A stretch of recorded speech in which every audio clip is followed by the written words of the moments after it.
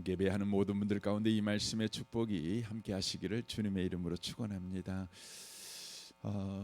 지금 이 본문 말씀에서 눈은 눈으로 이는 이로 갚으라 이렇게 바로 구약에서 출애굽기서에서 또 레위기서에서 신명기서에서 그렇게 말씀을 하고 계십니다. 그런데 이 말씀은 바로 복수를 해도 된다 이것을 이야기하고 있는 내용의 말씀이 아니라 이 말씀은 복수를 제한하고 있는 말씀이라고 하는 것이죠. 바로 사적 복수를 바로 제한하는 말씀, 금지하고 있는 말씀이라고 하는 것입니다. 우리는 일상을 살아가면서도 복수를 참 많이 합니다. 말로 복수 제일 많이 하지요. 그래서 남편이 내 마음을 상하게 하면 나는 더 가시 같은 말로 대갚아 줍니다.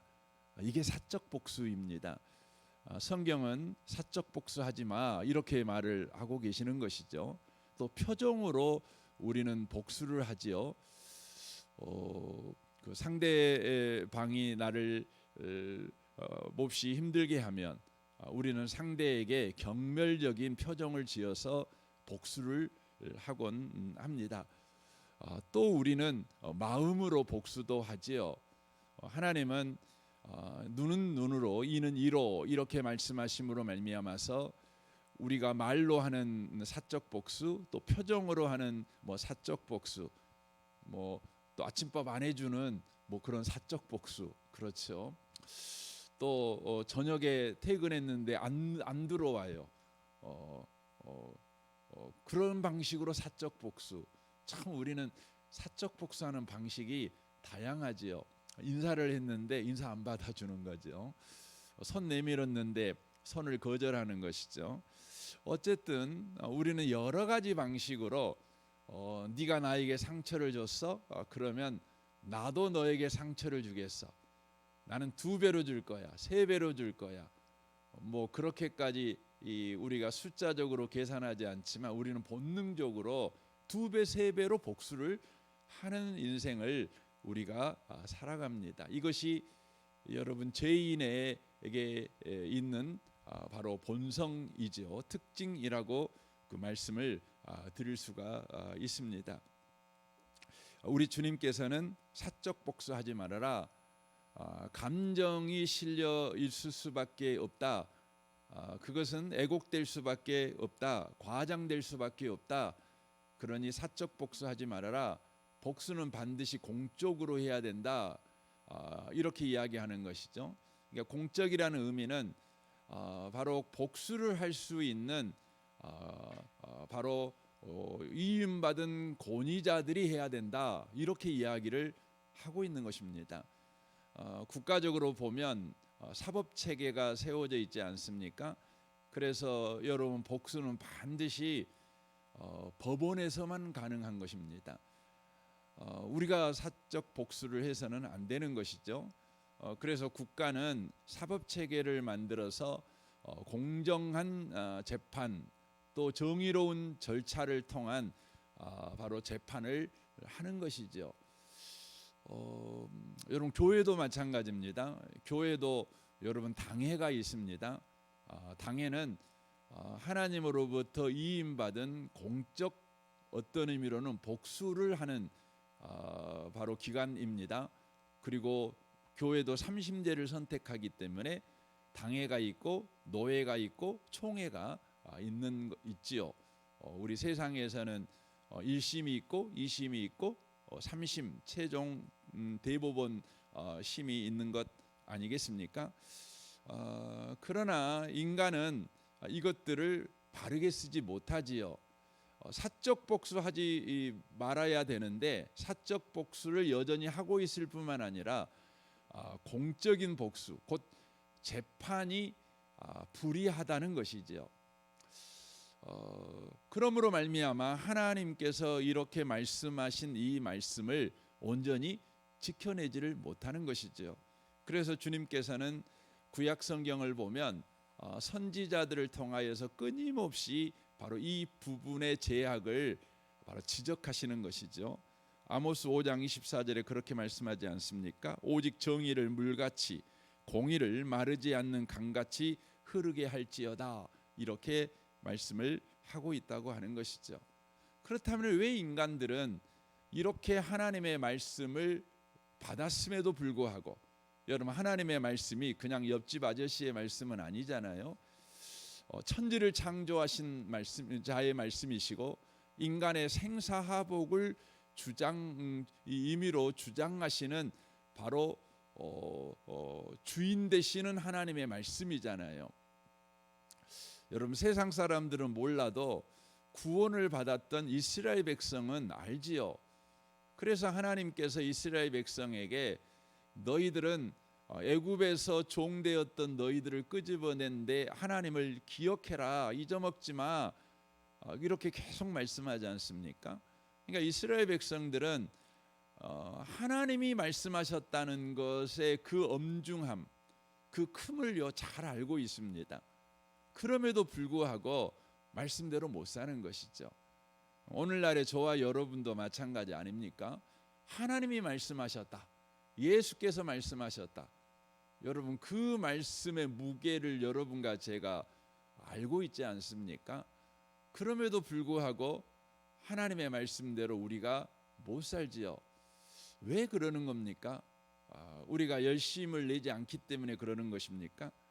우리의 각오와 결심이 부족해서 그러는 것입니까? 그렇지 않습니다. 바로 우리가 죄 아래에 살아가고 있는 자이기 때문에 그렇습니다. 우리 안에 여전히 죄성이 남아 있는 까닭에 바로 그런 것이죠. 하나님이 아무리 말씀해도 그 말씀을 지켜야지, 그래 그 말씀대로 살아야지, 그 말씀대로 안 살면 이렇게 매맞아, 이렇게 고통스러운 나날을 살아야 돼, 이걸 뻔히 알면서도 못 지킵니다. 바로 우리의 바로 죄성, 우리가 죄 아래 살아가고 있기 때문에 그렇습니다. 그래서 우리 하나님께서 어떻게 하십니까? 이제 내가 너희들한테 법만 주지 않겠어, 이렇게 하시는 것이죠. 그래서 우리가 예레미야 31장 33절에 보면 하나님이 이런 약속을 하십니다. 그러나 그날 후에 내가 이스라엘 집과 맺은 언약은 이러하니 곧 내가 나의 법을 그들의 속에 두며 그들의 마음에 기록하여 나는 그들의 하나님이 되고 그들은 내 백성이 될 것이라 여호와의 말씀이니라 라고 말씀합니다. 그러니까 그날 후라는 의미의 말은요, 이제 이스라엘 백성들이 하나님의 말씀을 어기고 이제 바벨론 포로가 되는 것이죠. 하나님 백성답게 살라고 하나님이 그렇게 말을 해도 그들은 하나님 없는 나라 사람들처럼 그렇게 살아가는 것입니다. 이방 나라처럼 살아가는 것이죠. 그때 하나님께서 너희들이 끝끝내 이방 나라처럼 살겠다고, 그러면 이방 나라 속으로 들어가 살아버려 하고 그들을 이방 나라에 던져버립니다. 그게 바로 바벨론 포로가 되게 하는 것이죠. 여러분 바벨론 포로가 되게 하신 것은 굉장히 큰 의미가 있어요. 여러분 이스라엘은 어디서부터 시작되죠? 인물로 말하면요, 아브라함으로부터 시작하잖아요. 여러분 아브라함이 어디서 나왔죠?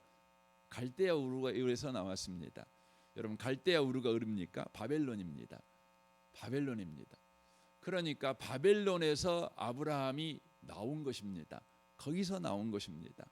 그리고 이제 믿음의 행진, 믿음의 나라 이스라엘이 건국되게 된 것이죠. 그러나 그 이스라엘이 하나님 말씀대로 못 사니까 하나님이 다시 어디로 보내요? 다시 바벨론으로 보내는 겁니다. 다시 아브라함의 처음 시작으로 보내는 것입니다.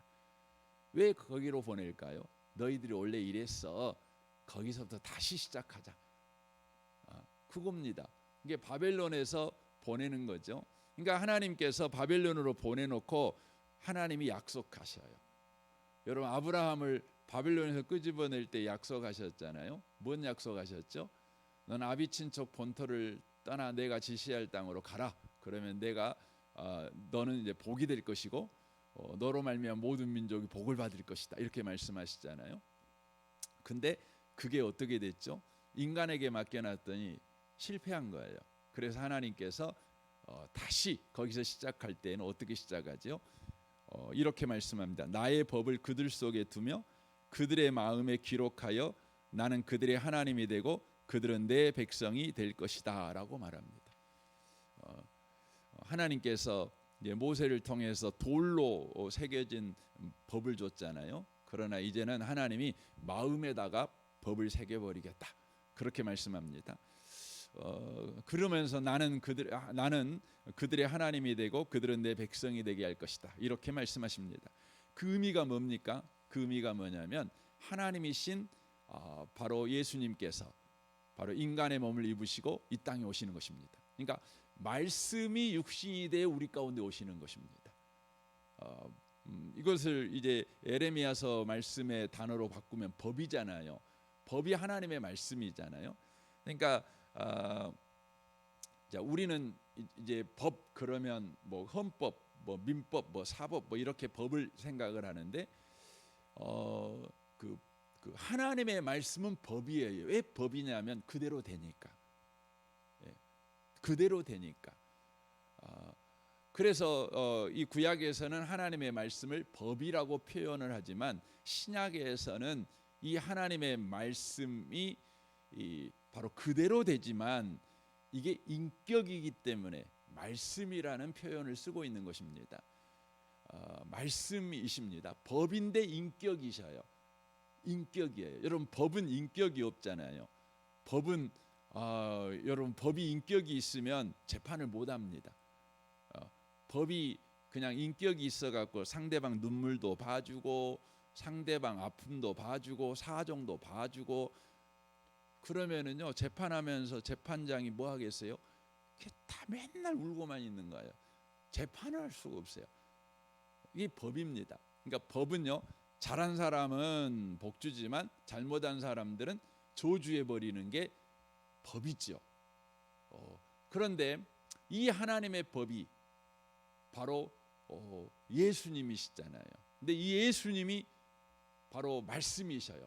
이렇게 표현하는 것은 바로 말씀이 법이 우리 가운데 오셨다는 것이고 이것을 이제 표현할 때 인격인 법이라는 것을 의미하고 있는 겁니다. 그러니까 예수님은 말씀인데 말씀이 인격이에요. 여러분 인격이라는 것은 바로 뭘 말하는 것입니까? 바로 저와 여러분과 관계를 말하는 것입니다. 관계하는 것입니다. 관계하는 것입니다. 그러니까 법은 집행하는 거죠. 그러니까 법은 권위가 있잖아요. 근데 말씀도 권위가 있지만 인격의 말씀은 그 권위를 가지고 바로 우리의 인생 속에 들어와 그 권위의 말씀으로 우리를 판단하는 것이 아니라 우리를 그렇게 만들어가 버린다는 것입니다.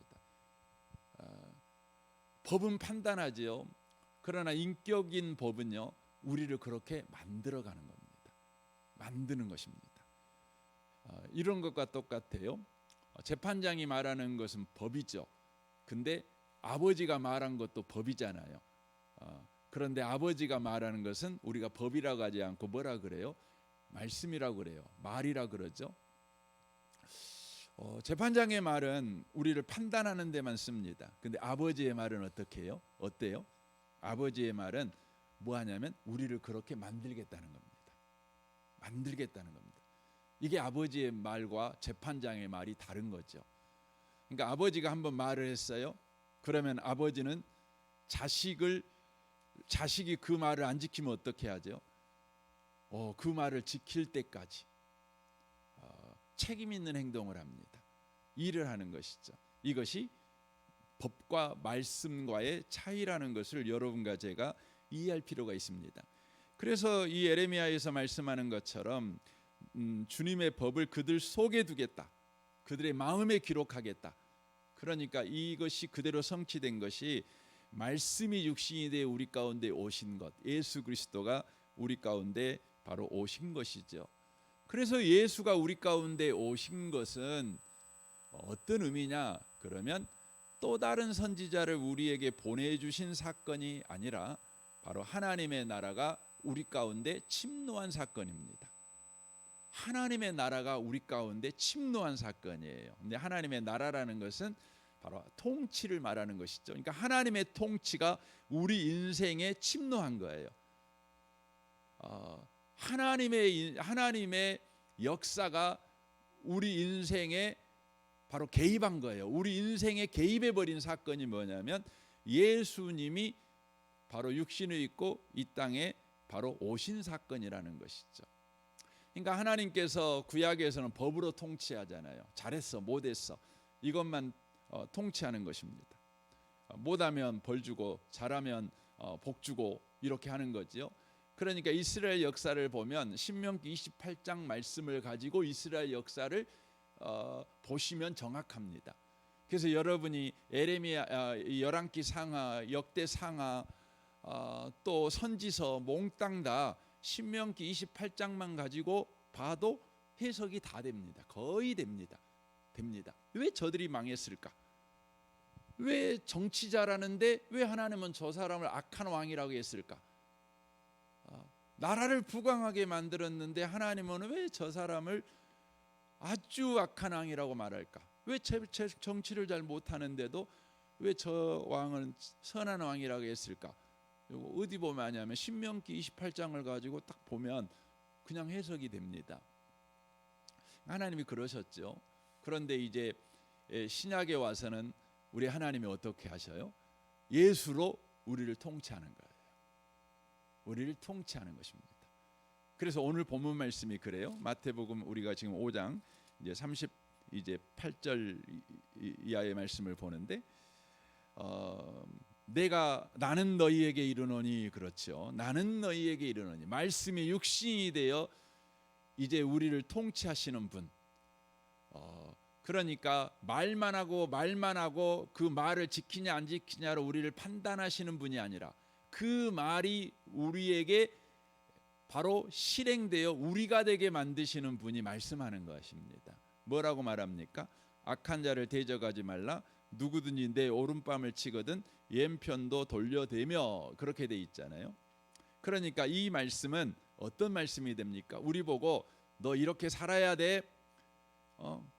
구약의 사람들도 이 구약 사람들은 눈에는 눈, 이에는 이 말씀 안 지켜서 망했어. 너 이스라엘 역사 봐, 망했잖아.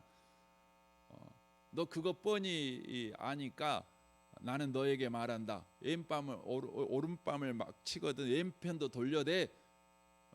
너 똑바로 해야 돼. 너 안 그러면 너 이스라엘처럼 너 바벨론에 망하게 되는 거야. 지금 이렇게 말하고 있는 내용이 아닙니다. 이 말은 어떤 의미냐면요, 이런 의미입니다.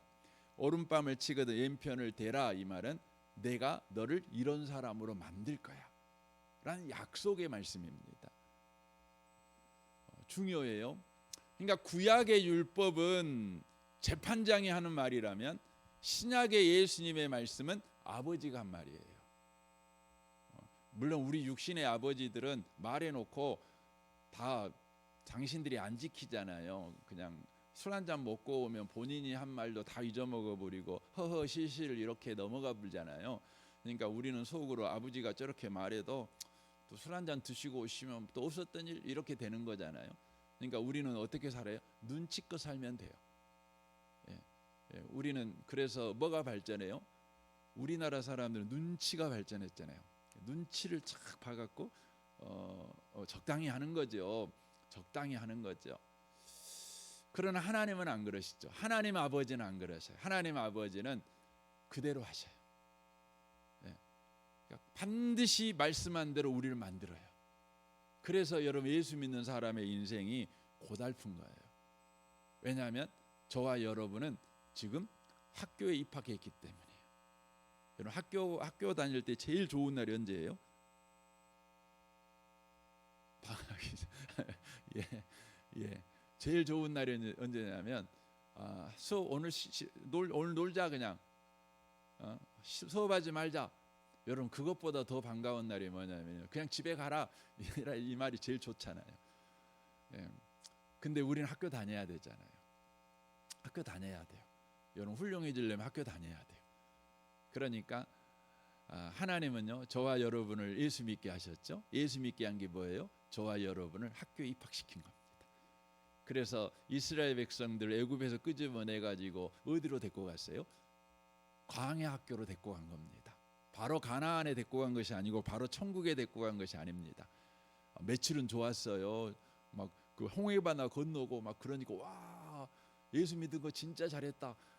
그러잖아요. 여러분 막 기도 응답 바로 받고 초창기는 얼마나 좋습니까? 정말 할렐루야가 나오잖아요.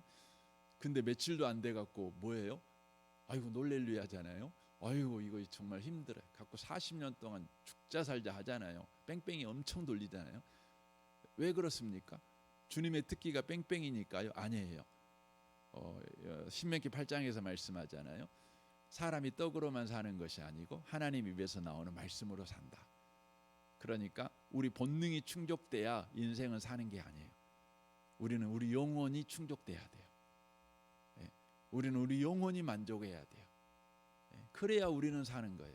우리의 생존이 보장돼야 우리 인생을 사는 게 아니에요. 내 바람이 이루어져야 우리 인생을 사는 것이 아닙니다. 하나님의 뜻이 이루어져야 우리 인생이 사는 거예요. 그걸 아는 거죠. 이게 학교입니다. 학교. 그래서 지금 이제 주님이 말씀하는 거죠. 오른밤을 치거든 왼밤을 돌려대라. 내가 이렇게 만들겠어. 여러분 이 말 들으면 어떤 생각 드세요? 아이고 좋습니다. 주님 그런 생각 드십니까?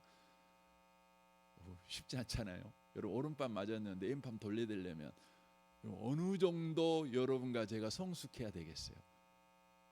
이 정도는 초등학교 나왔고는 택도 없습니다. 중학교, 고등학교, 대학원 택도 없지요. 한 60, 70 뭐 신앙적으로 돼야만 될 것 같습니다. 근데 어쨌든 하나님이 그렇게 하시겠답니다. 그렇게 하시겠다는 겁니다. 그러니까 여러분과 제가 이 부분을 이제 이해를 하는 겁니다. 이렇게 이해해야 됩니다. 그래서 여러분 마태복음은 우리에게 복음의 말씀이에요. 복음입니다. 마태복음의 핵심은 하나님 나라거든요. 우리에게 임한 하나님의 나라 이게 이제 마태복음이에요. 그러니까 이 마태복음은 이제 우리가 잘 아는 것처럼 유대인들한테 주신 복음인데 유대인들은요 하나님의 나라가 오기를 대망하고 있어요. 하나님의 나라가 오기를 계속 사모하고 있어요. 그래서 로마에서 해방되는 거 그런 거죠. 그런데 마태는 뭐라고 말하냐면 예수님이 오심으로 하나님의 나라가 이미 왔어. 이걸 이야기하는 이게 이제 마태복음의 전체 주제입니다. 그래서 그 핵심 내용을 지금 다루고 있는 것이 산산수훈이에요.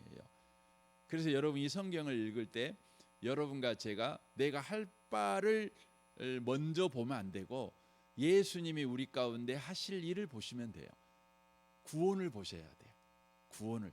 이 메시지가 저와 여러분에게 구원의 메시지입니다. 그러니까 오른밤을 내밀면 왼편도 돌려대는 자가 되게 한다 그런 거죠. 이것은 다만 이 밤 이야기를 하는 것이 아닙니다.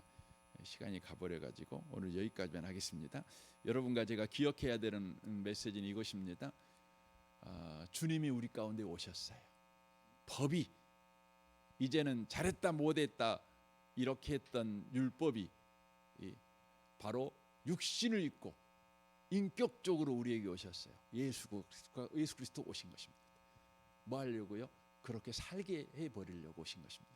그렇게 안 살면 저주하려고 오신 것이 아니고 그렇게 사는 자만 구원하려고 오신 것이 아니라 그렇게 못 사는 우리들을 그렇게 살게 만드시는 구원을 주시려고 바로 예수께서 우리 가운데 오셨다는 것입니다. 오늘 하루도요 구원자이신 예수님만을 바라보며 살아가는 성도 되시기를 주님의 이름으로 축원합니다. 아멘. 우리 같이 기도하겠습니다.